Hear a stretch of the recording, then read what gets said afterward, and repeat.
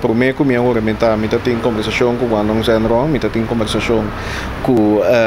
a refineria Isla, seu time de manejo, e algum representante sindical para nós ter alguma informação. Pero ayer me provisa que durante o dia nós temos dia de estudo, caminho da MDPT, encarregado do projeto, algum consejero e também diferentes serviços de governo estava presente e também meu gabinete para nos passar de tour e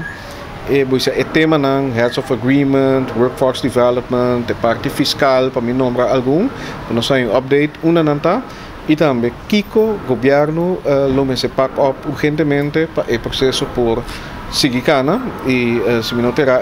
se manco da bini que nós temos visita também de Sr. Chang de Guangdong Shenron e nós vai conversar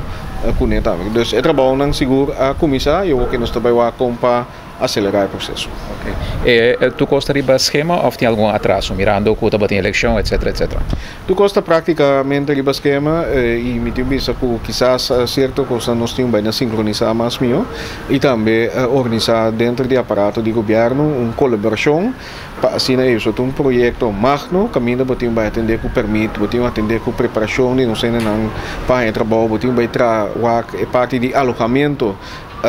temporal, inteira logística que tem traz